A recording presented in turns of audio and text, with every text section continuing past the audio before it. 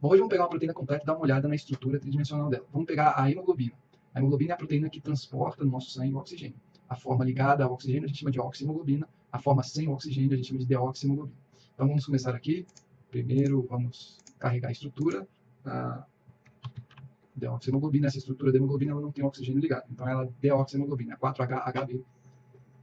Está aqui a estrutura da hemoglobina, deoxihemoglobina. Deixa eu mandar esconder as moléculas de água, hide waters. Esconde as moléculas de água. E a hemoglobina é uma proteína que tem 4 cadeias associadas por interações não covalentes. Quando uma proteína tem, na sua forma funcional, cadeias peptídicas, cada cadeia tem uma extremidade aminoterminal, uma extremidade carboxiterminal, e essas cadeias se associam por interações não covalentes, a gente chama que a proteína tem estrutura quaternária. Então, qualquer proteína que tenha a interação, que seja montada para adquirir a sua forma funcional, ela envolva a associação de cadeias polipeptídicas diferentes, por interação não covalente, a gente diz que essa proteína tem estrutura quaternária, a hemoglobina é um exemplo desse. Ela tem dois tipos de cadeia. Cada cadeia, uma cadeia alfa, cadeia beta. Cada cadeia contribui com 2 unidades. Então, são 2 cadeias alfa, 2 cadeias beta, que se associam formando hemoglobina. Então, a hemoglobina é um tetrâmero, tem 4 monômeros. 2 alfa e 2 beta. A gente representa às vezes isso como alfa 2, beta 2. Apesar da sequência não ser exatamente igual, a sequência de aminoácidos de alfa e de beta é semelhante, e a estrutura tridimensional do alfa e do beta, da cadeia alfa e da cadeia beta também é semelhante. A gente vai mostrar isso mais para frente. Agora, eu queria especificamente destacar um aspecto da estrutura da hemoglobina para vocês. Olha aqui, eu vou mandar display a sequência, mostrar a sequência, ela aparece aqui. A gente começa com essas 4 cadeias são indicadas de A até D. Vamos aqui para o meio da cadeia C, vamos selecionar aqui o resíduo 51 até o resíduo 75. Pronto. Selecionei aqui na sequência de aminoácidos. Muitas vezes a gente se refere à sequência de aminoácidos de uma proteína como a sua estrutura primária. Então, a estrutura primária é meramente a sequência de aminoácidos da proteína que é definida no gene. Então, eu selecionei aqui na cadeia identificada como C, do resíduo 51 ao resíduo 71, 2, 3, 4, 5, 75. Então, foram 25 resíduos selecionados. Quando eu selecionei aqui nas letras, o programa selecionou aqui na estrutura onde é que estavam esses 25 resíduos. Certo? Então, a primeira coisa, eu vou mandar apagar e esconder tudo, e depois vou mostrar apenas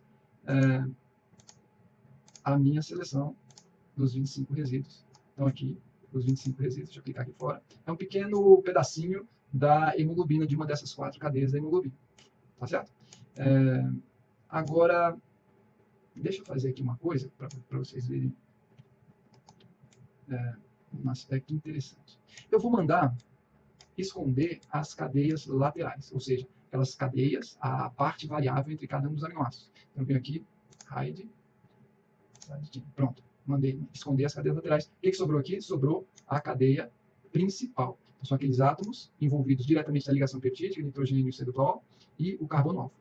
Então, vocês já devem ter percebido que os átomos da cadeia principal desse segmento que eu selecionei, da hemoglobina, eles assumem uma estrutura regular, repetitiva. Vocês vejam que os átomos de oxigênio estão todos apontando aqui para cima, né? E veja uma coisa, se eu pego esse bastãozinho formado por esses 25 resíduos e olho por aqui, começa a aparecer uma estrutura que é muito semelhante a uma hélice. Aqui. O caminho dos átomos da cadeia principal, ele forma uma espiral, uma hélice, né? Porque a espiral tem a curvatura variável, é um tipo de mola que surge pela disposição desses átomos da cadeia principal.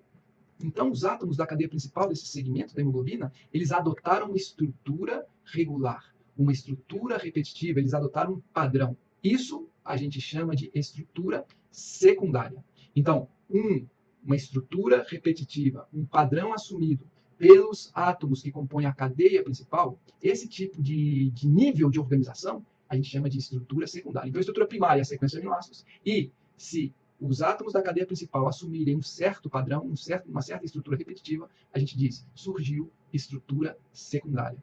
Esse tipo de estrutura secundária, assumido por esse segmento da hemoglobina, esse segmento que a gente destacou da hemoglobina, recebe o nome de alfa-hélice, é a estrutura secundária mais famosa, que tem mais comum, mais frequente nas proteínas globulares. É uma estrutura que é uma hélice de passo direito. Ela é uma hélice que gira para a direita à medida que você se afasta. Se você colocar aqui um ponto em cima e for percorrendo os átomos da cadeia principal, esse ponto vai girar para a direita à medida que você afasta o pontinho do observador. Tá certo? Isso aqui define a alfa-hélice. É uma hélice de passo direito. Só para a gente ter uma ideia aqui das distâncias, porque quando a gente começa a representar assim, aumenta, diminui, a gente perde um pouco a escala que a gente está trabalhando. Vou selecionar aqui esses 2 átomos de oxigênio, e para a gente descobrir a distância, né? Distância real. Então, eu venho aqui em Wizard e vou colocar o programa na função de medir distância. Seleciono um, Seleciono outro. Aqui. A distância entre esses dois átomos, ou seja, entre dois átomos de resíduos adjacentes nesse segmento, eles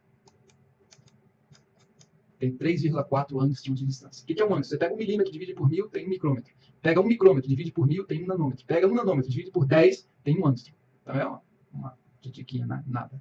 É uma distância realmente mínima. 3,4 angstroms é a distância que separa os dois átomos de oxigênio. E presta atenção, esse tipo de representação ele mostra o centro dos átomos, né? Deixa eu colocar aqui, feito.